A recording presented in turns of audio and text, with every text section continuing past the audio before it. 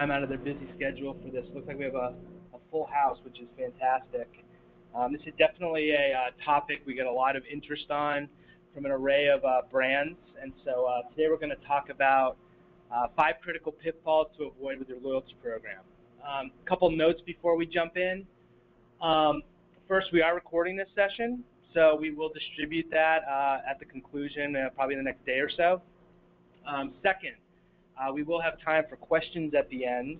A couple of different ways you can ask questions in your webinar module. There's a tab for questions, so you can send them in real time. And the other way is you can email it directly to us either during the session or if you think of something after the session. And you can send that to marketing@clutch.com. And again, that's marketing@clutch.com.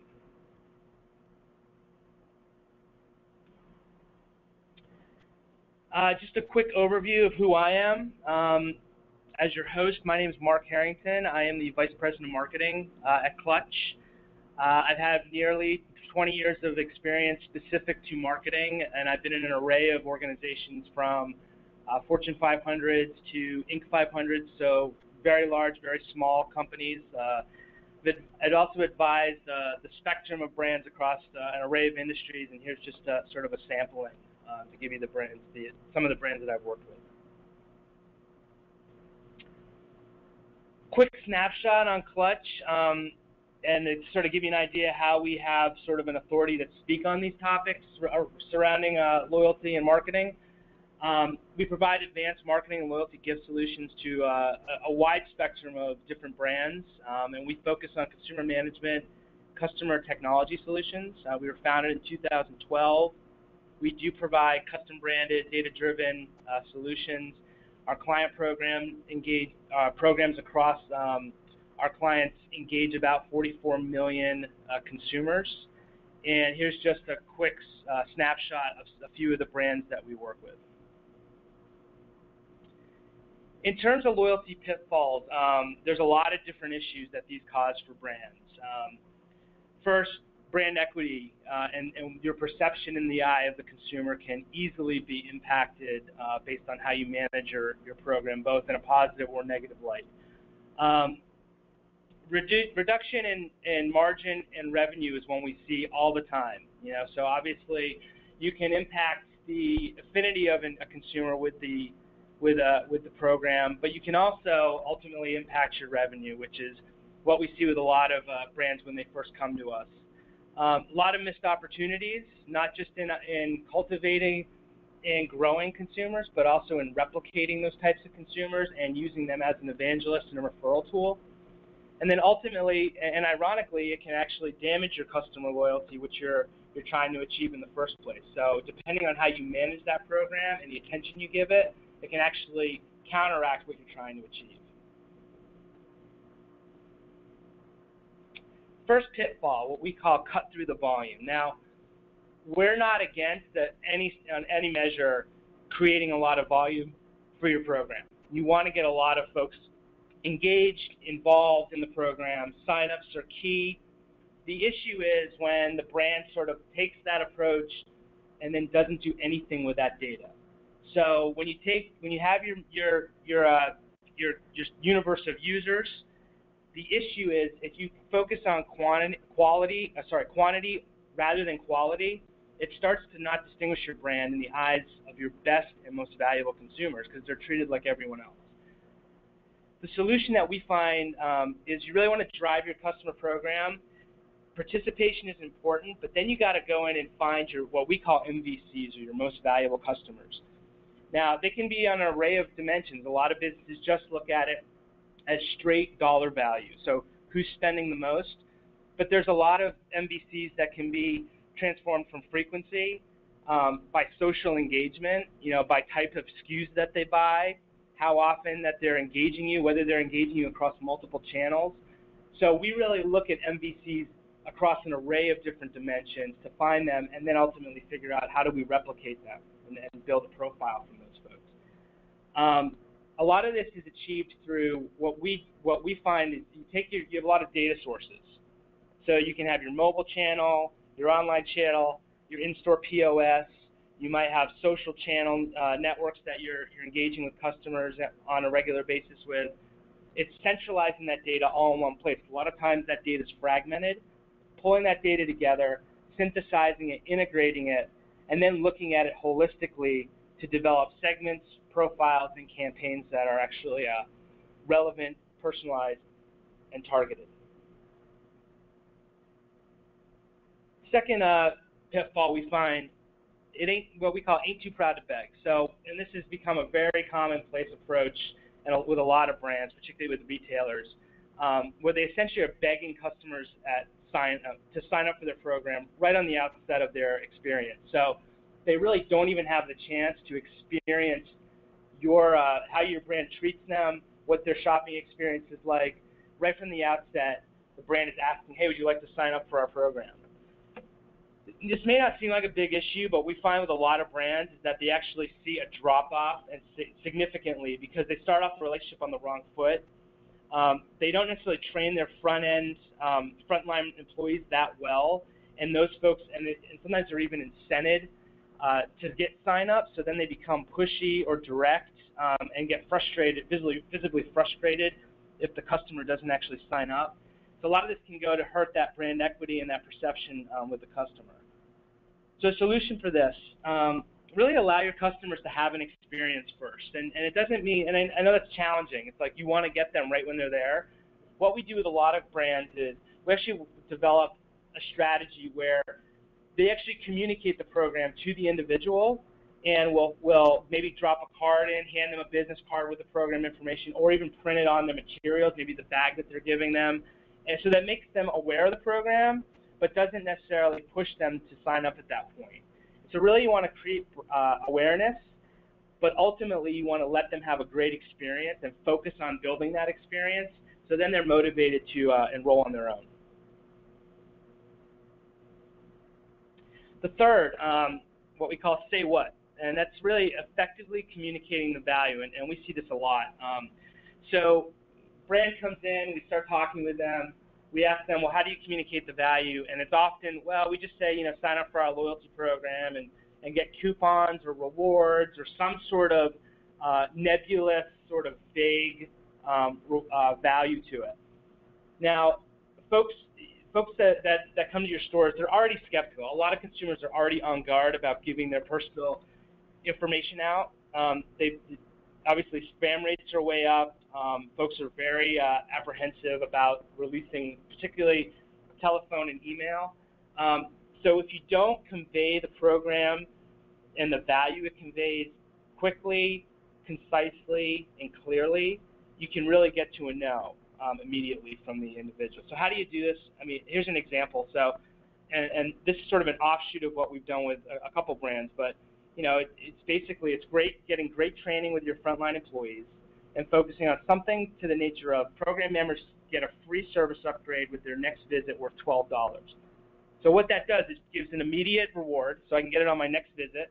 It gives specific value, so let's say it's, in this case, $12, and it shows that, okay, when I'm signing this up, there's actually something tangible to me that I'm getting in return. It's not sort of this vague idea that I'm just going to get spammed emails constantly. So a lot of this is rooted in communication, and that goes back to great training with your frontline employees. Next one is what we call the value vacuum. And it's really the idea of looking beyond just cash. I mean, most brands do not want to become known as just a discount brand. There's a lot of issues around it. Not only erodes your margins, it erodes sort of the perceived value that you provide. But most loyalty programs are focused squarely on discounts or coupons, which there's definitely a place for those within most programs. But a lot of them have the opportunity to really look at things that are beyond cash. So if you look at your brand and your user experience, there's a lot of things that are inherent to most brands that internally you don't necessarily look at as really being valuable. So a couple ideas that we see and work with, it's gift wrapping. So maybe you give free gift wrapping. Maybe you have free valet parking. Maybe you have personal shoppers. Maybe you do private sales. All of these types of things are already inherent and they're integrated into the fixed cost of your business. So the idea is to leverage them and to position and package them so that they really provide value to those MVCs and those most valuable customers, so that it extends their value and also their experience with your brand. So it's not just about sending them coupon all the time. It's about giving them sort of this royal treatment that they're going to have exposure to things that other customers aren't going to have access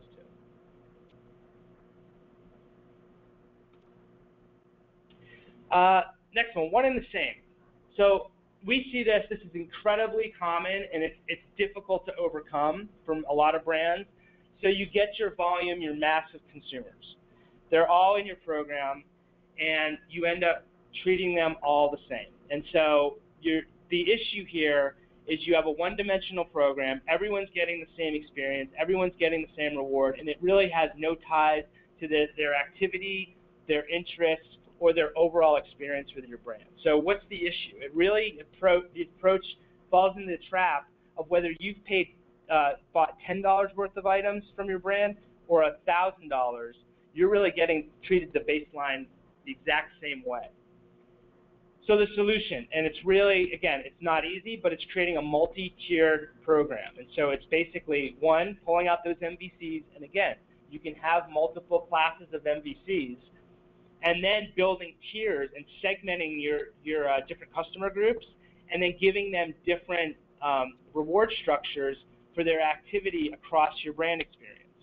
So a lot of it is, it gives you the ability to enhance relevancy, motivate them to have a greater experience and drive more sales, but then also it helps to build their affinity to the brand and value. But beyond that, it creates a lot of evangelism. And we see this all the time where once you start targeting and conveying that you know what an individual consumer likes, whether it's a SKU, whether it's an actual channel that they use, whether it's that they've engaged you on social, and you tie a reward or an experience with that, then that affinity shoots up, and a lot of times they not only become evangelists, but if you have a referral program tied into it, then it becomes a great acquisition tool for you to acquire new customers that are often like that customer because they're sending it to their friends, families, colleagues, etc.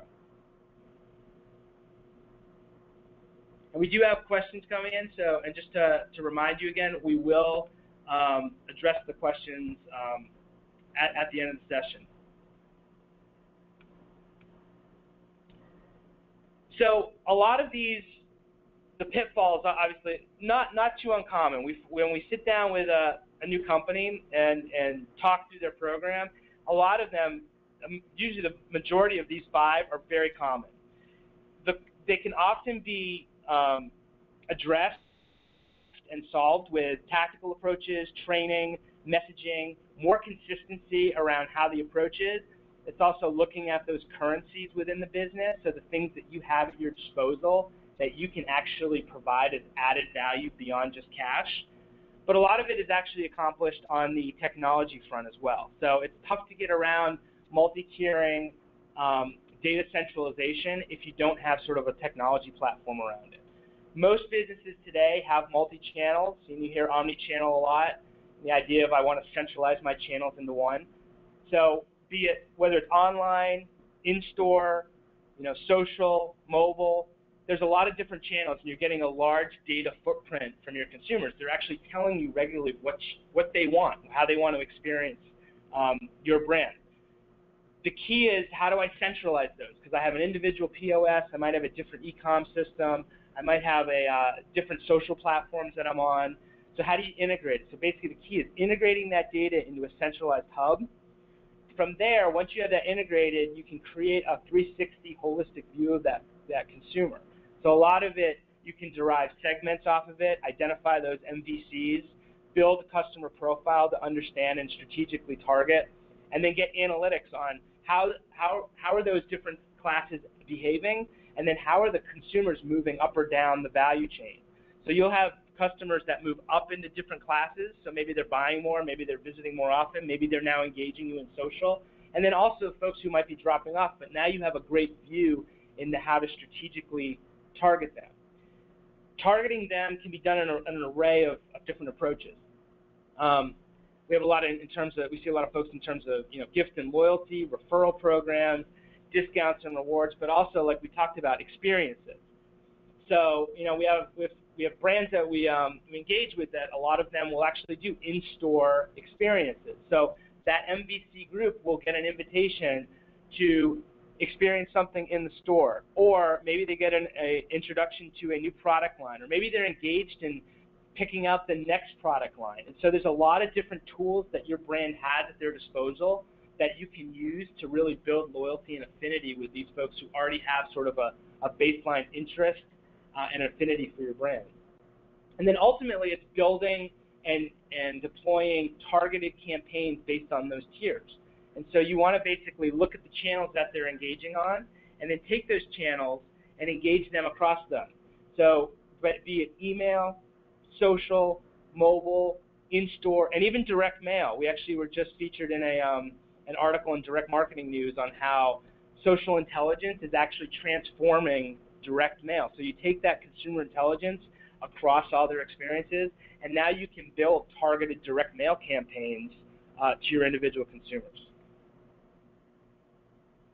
This is just a different look at the platform, and sort of if we go from the bottom up, it's key in terms of streamlining your data across all those channels, and then building an omni-channel integration across those channels so that you basically not just synthesize the data, but you're getting that holistic view of the customer. From there, you can derive a lot of different perspectives on their customer intelligence. Basically, what are they doing? How are they interacting? When are they interacting? Why are they interacting? Are there specific times a day? Are there specific products they buy? Are they buying gifts? You know, there's all sorts of dimensions that you can look at to then build a strategic profile of these individual consumers. And then it's gaining actionable insights. So it's really looking at lifetime value, frequency, spend, return on investment. You can take all those and really get a strong view into those dynamics, and then look into how you can move or motivate those folks to increase things like lifetime value. And you do that through, as you move up, the targeted engagement and then ongoing optimization. So you're sending them relevant campaigns and then also engaging them with things that are relevant to them. So again, you have a lot of customers that don't necessarily, they're not motivated necessarily by discounts. So why erode that margin and give them things that will enhance their experience?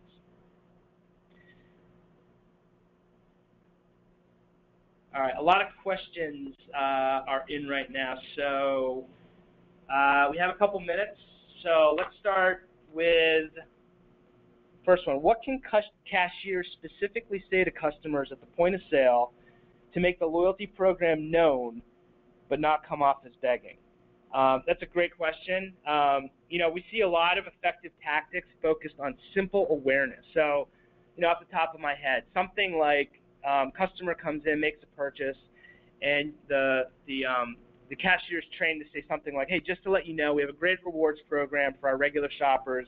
When you're ready to sign up, you get a point for every $1, but you also can get benefits like free gift wrapping and earn free shipping on online orders. So I've told them what the specific benefits are, how they can earn them, but then also that when they're ready to sign up, I'm not pushing them for a sign up at that point. The key is really finding an informative approach that balances the specific benefits and doesn't really focus on pressuring that consumer. Another question, how do irrelevant rewards decrease loyalty for some customers? You know, a lot of times they build frustration with customers if they're not getting something that that is relevant to them. A lot of customers, a lot of stats out there now that say customers basically expect brands to understand them because they realize they're giving them a lot of information and they're creating this sort of digital footprint for them. And they expect the brand to not only see it, but then use that information to deliver what they want. So when an individual ends up being rewarded with something that they don't find valuable, it really indicates that the brand doesn't understand their interests or hasn't taken the time to look at those interests and engage them. And ultimately, we see a lot of apathy breeds apathy. So if the brand is apathetic to a customer and what their interests are, then the customer then unfortunately becomes easily apathetic to the brand.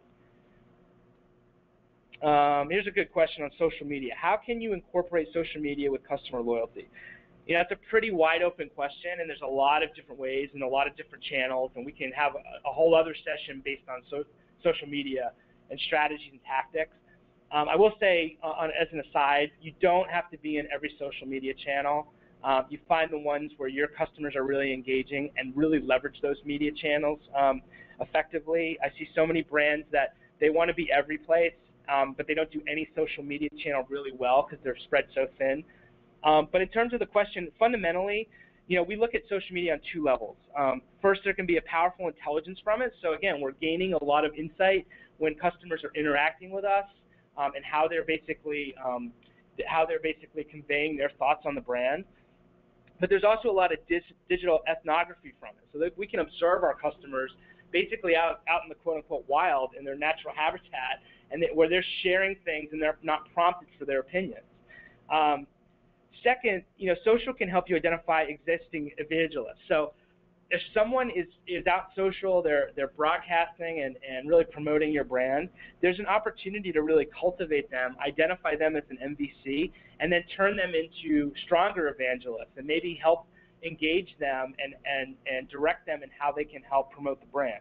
So a lot of brands do have these folks who they have a strong affinity for it, whether you're a car manufacturer or you are a clothing line designer.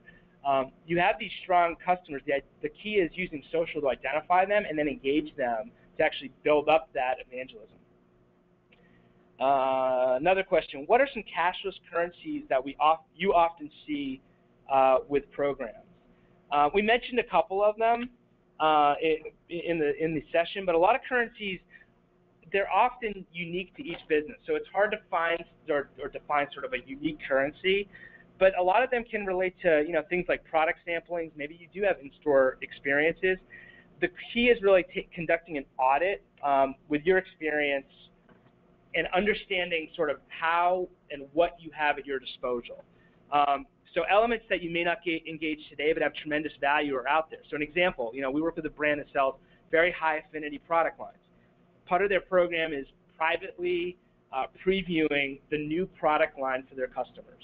So they basically send an invitation only, and it can be digital, but you could also do it in store. But a lot of times they do it digitally because they want to reach folks that are nationwide. But then they'll basically review and release these programs, and this does a couple things. One, it gives a feeling of exclusivity with the MVC, so they feel special. They feel like they're sort of this special class of customer, which they are. It provides added value, but it also generates a lot of excitement around those folks who could be evangelists. So they see the product, they want to feel like an insider, and then they go and tell their social channels, their colleagues, their friends and family about your product. And then a lot of times it also drives a lot of early sales too. So the brand might take pre-orders or just open up orders out of the gate, and then all of a sudden these folks see the product, and then they have to they can use it.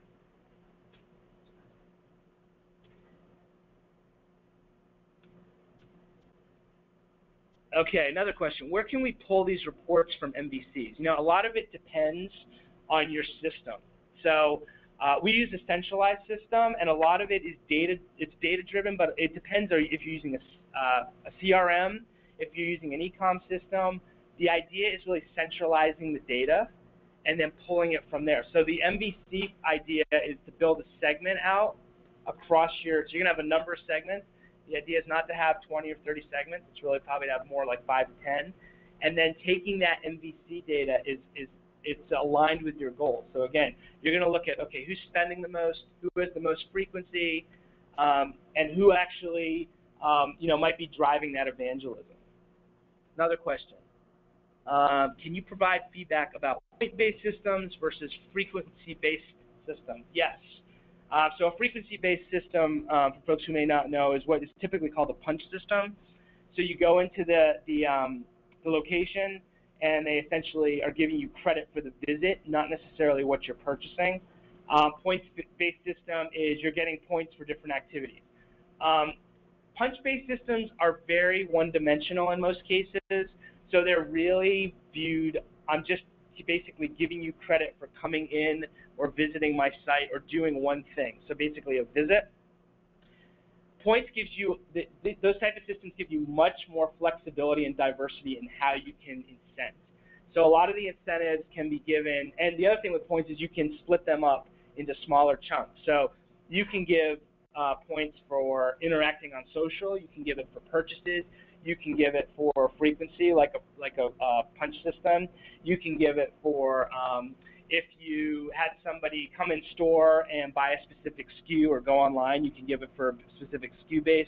So the thing with the punches versus points is that punches, again, one-dimensional, whereas points give you a ton more flexibility, but it really depends on your business to understand which one's right for your operation. Another one, as far as currency beyond cash, could you set up tiers for spending so much in a certain time frame? As our customers do get a reward once after they spend so much, but that goal is often the same for everyone.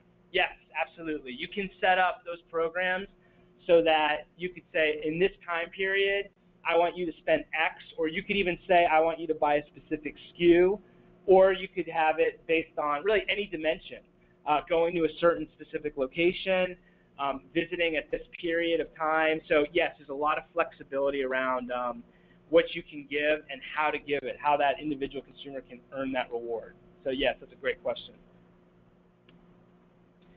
Another question, visit-based system for casual restaurants. Is there a magical number of visits to set a program? I've seen a lot at 10 visits over the years and also 8. And do we have thoughts around that?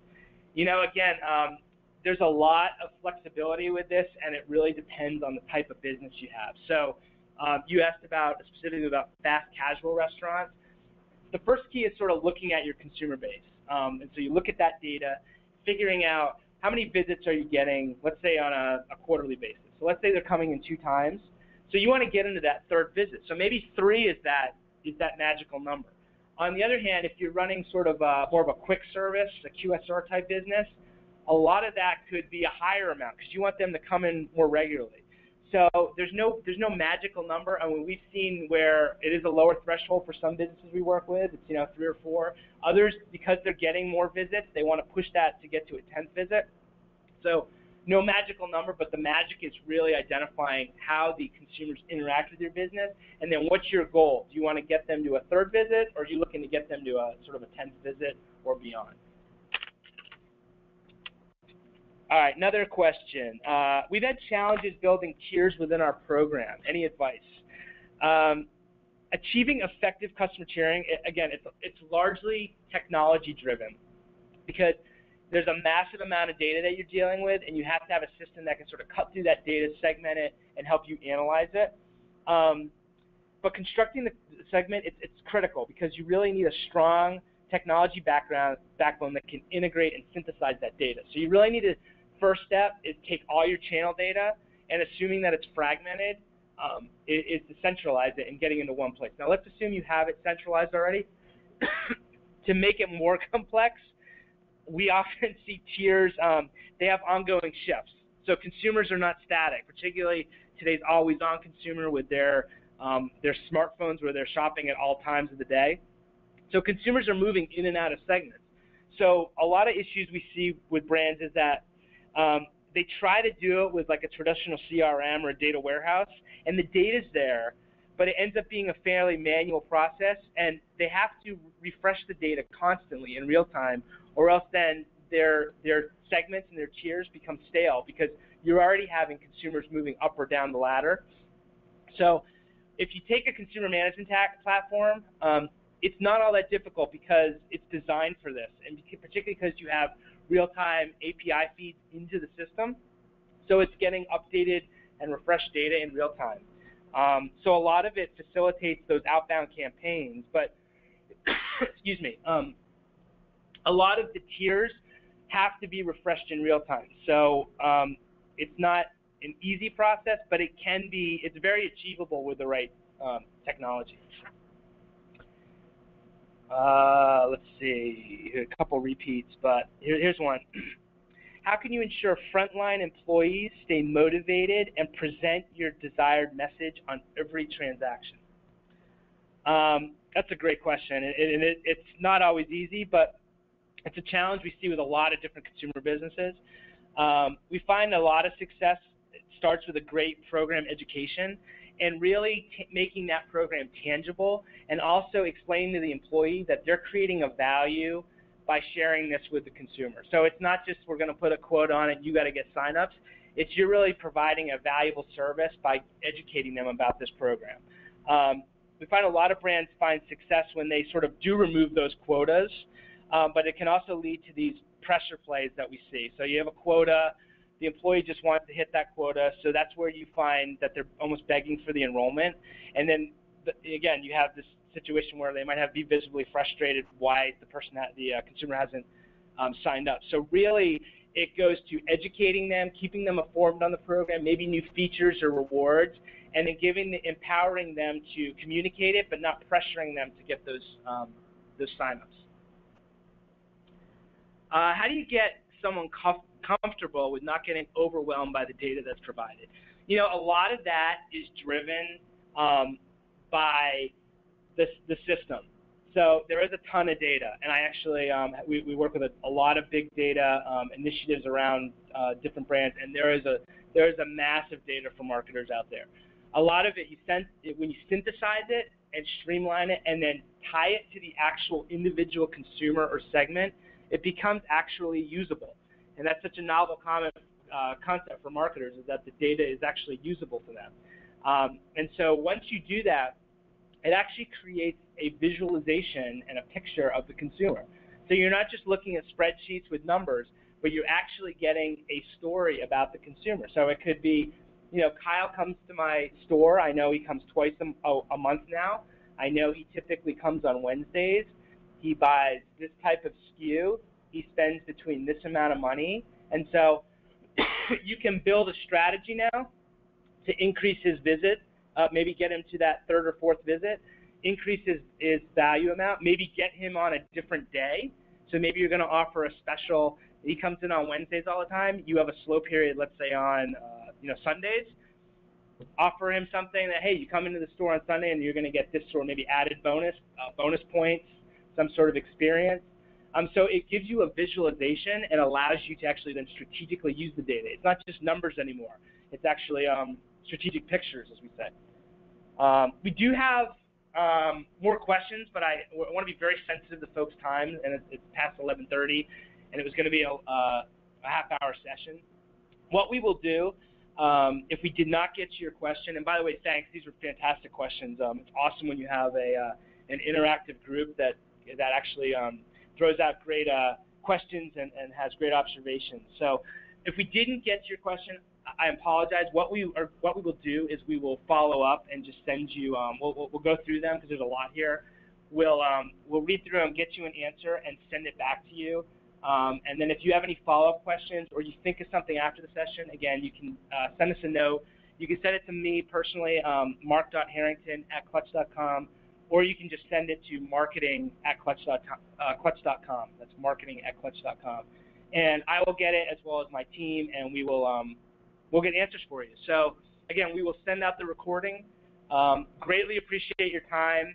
And when we follow up, we will also send a quick, I think it's like 3 or 4 question survey to sort of understand what you got out of the program, the session, and if you have any ideas for different future topics.